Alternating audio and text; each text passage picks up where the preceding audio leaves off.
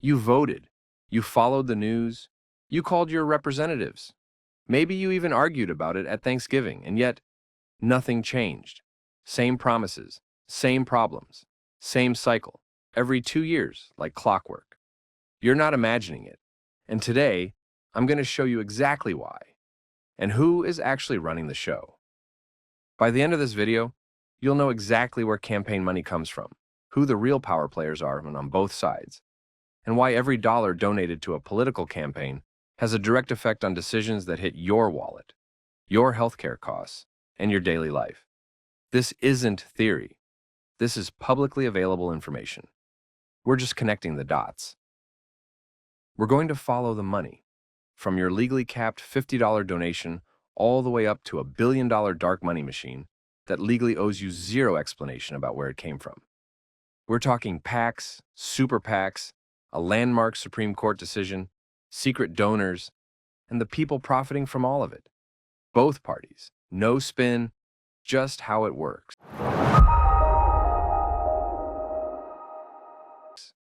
In the 2020 election cycle, total spending on federal elections, presidential and congressional races combined, reached approximately $14.4 billion, according to Open Secrets, a nonpartisan nonprofit campaign finance research organization that tracks FEC data.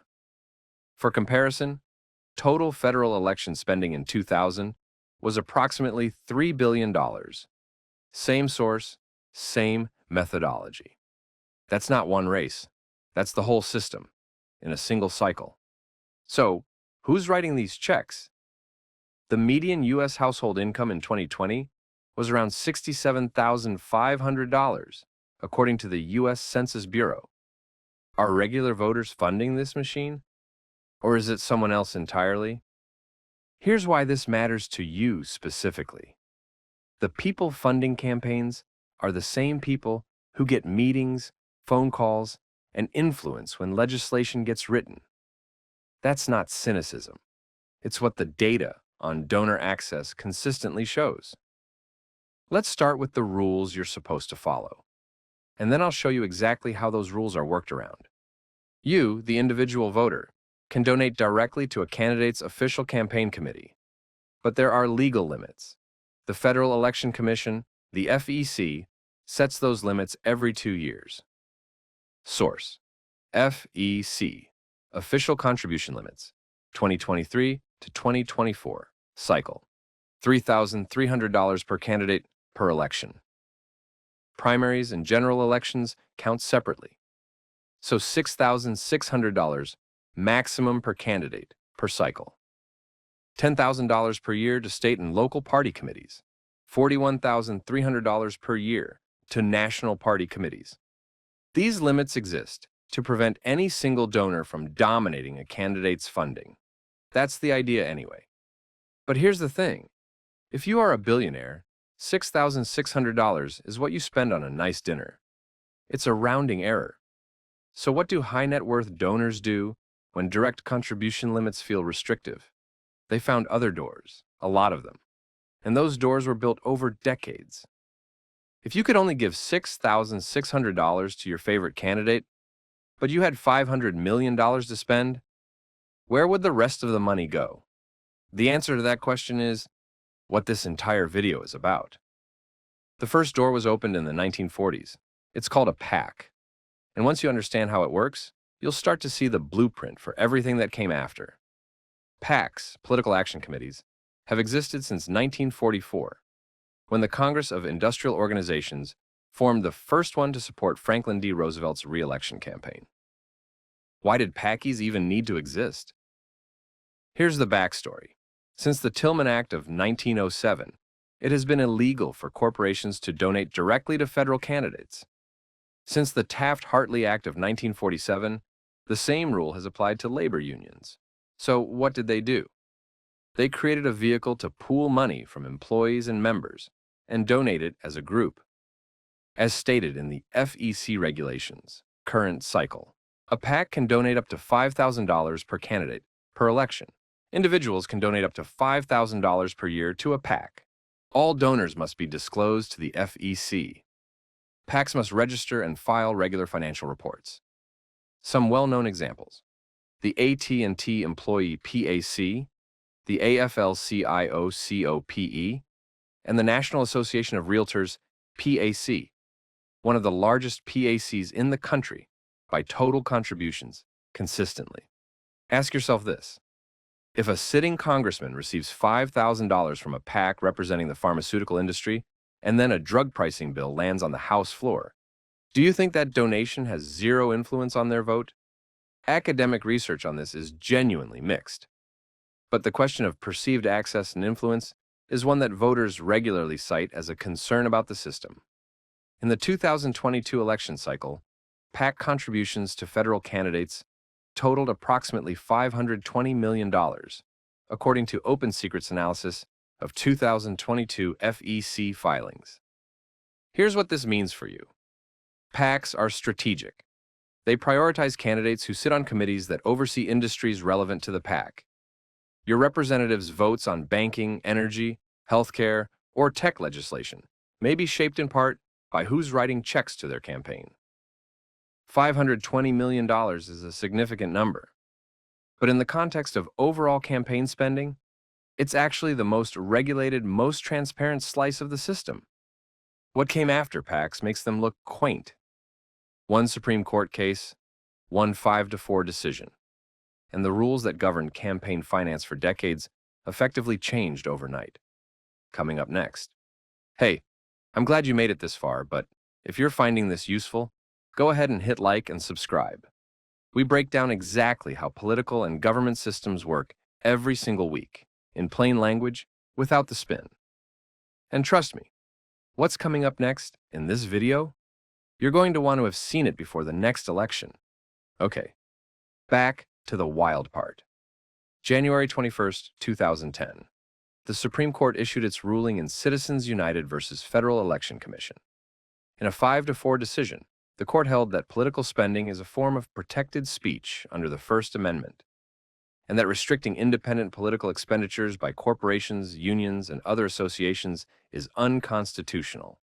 Translation: corporations and unions can spend unlimited money on elections. The only condition? They can't coordinate directly with a candidate's campaign. This ruling created a new type of organization, the Super PAC, officially called an Independent Expenditure-Only Committee. So here's the breakdown. A regular PAC can provide direct donations to candidates capped at $5,000, but Super PAC has no caps. Regular PAC spending cap, yes. A Super PAC, no cap. Regular PAC allowed $5,000 a year from individuals. Super PAC has no cap. Both require donor disclosure. If you have the financial means to write a $50 million check to a Super PAC supporting your preferred candidate, that is legal. Right now. Today. And that Super PAC can use that money on TV ads, digital campaigns, direct mail, opposition research, voter outreach, all in support of your candidate, as long as they don't technically coordinate. Now, about that coordination rule. In practice, coordination rules are difficult to enforce and have what many campaign finance attorneys describe as significant gray areas. Campaigns can share polling data publicly, which Super PACs can then use freely. A candidate can appear at Super PAC fundraising events. A former campaign manager can leave the official campaign and immediately run the aligned Super PAC. In 2015, Jeb Bush's allied Super PAC, Right to Rise, raised over $100 million before he officially announced his presidential candidacy. His team operated largely through that Super PAC for months, staying technically within legal boundaries. This was widely covered at the time by The Washington Post, The New York Times, and Politico, as a notable example of the blurred line between campaigns and Super PACs. For the 2024 election cycle, as of publicly available FEC filings reported by OpenSecrets through mid-2024, major Super PACs had collectively raised over $1 billion. Among the largest individual donors to Super PACs in this cycle, as disclosed in FEC records, Timothy Mellon, Republican aligned, approximately $125 million. George Soros, Democratic aligned, approximately $50 million. Ken Griffin, Republican aligned, approximately $40 million. Reid Hoffman, Democratic aligned, approximately $25 million. Miriam Adelson, Republican aligned, approximately $25 million. These figures reflect publicly disclosed FEC filings as of mid-2024 and may have been updated since. What this means for you? The candidate who raises the most, or whose aligned super PACs spend the most, wins House races approximately 89% of the time, and Senate races approximately 82% of the time over the past 4 election cycles, according to OpenSecret's data.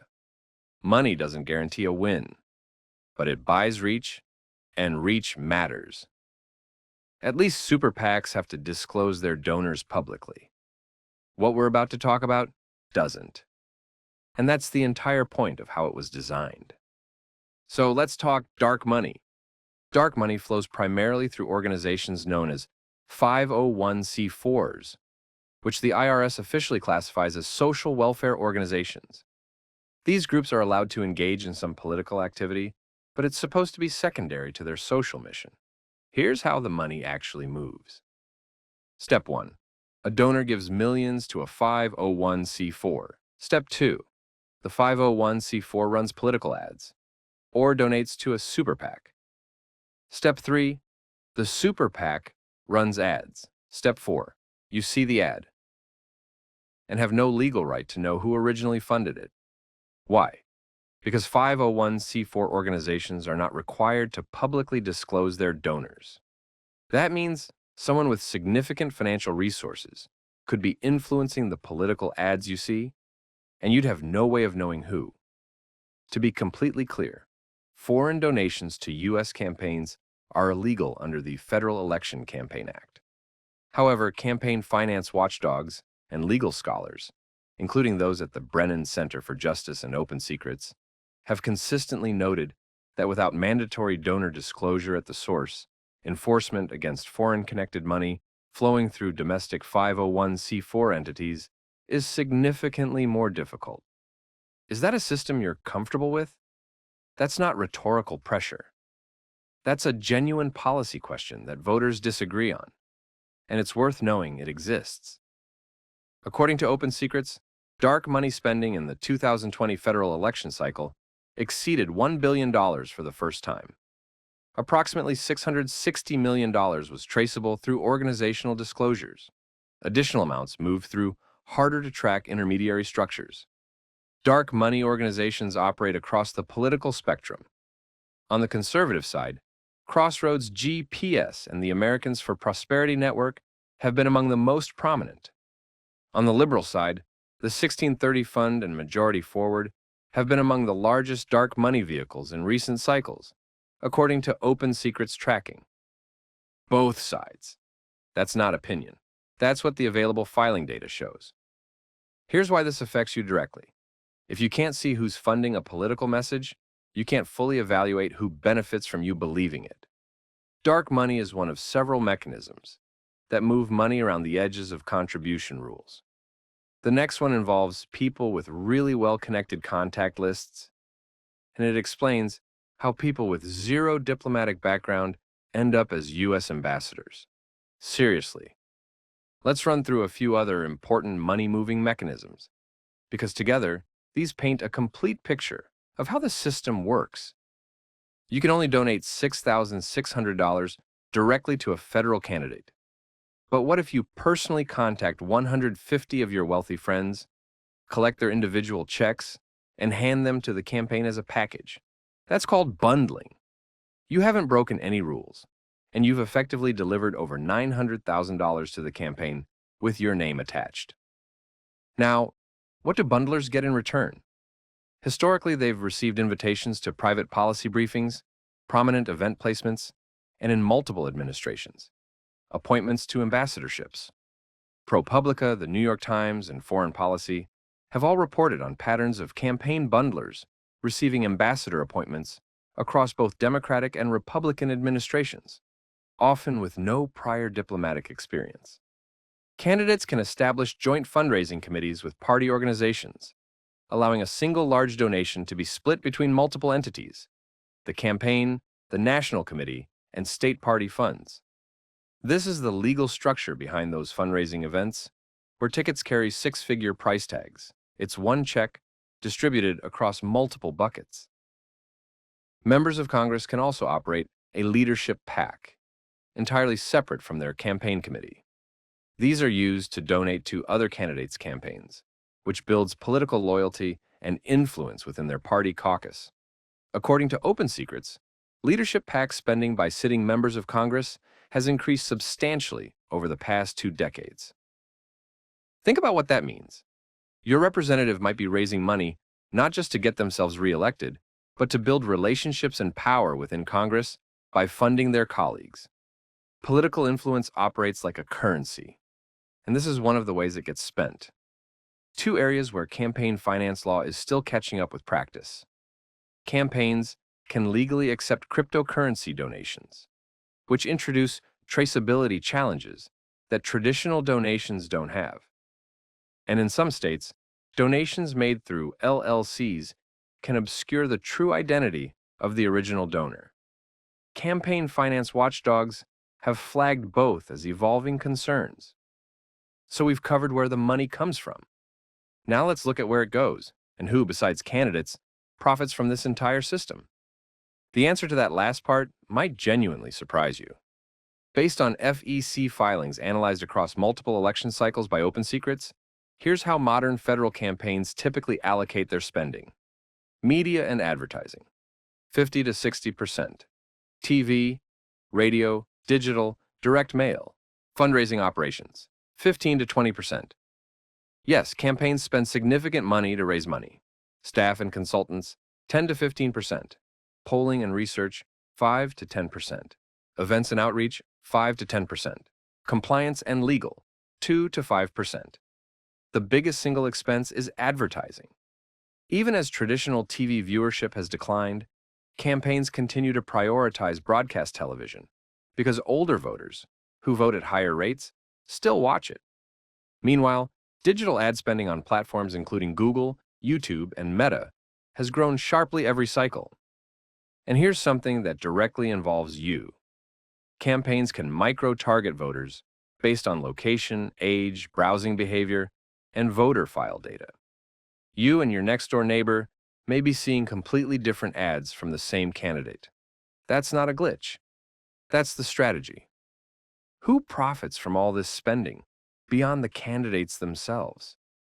Political consultants and media buyers who place advertising have historically earned commissions in the range of 10 to 15% on ad buys they manage. On a $10 million advertising campaign, that's potentially $1 million to $1.5 million to the consultant.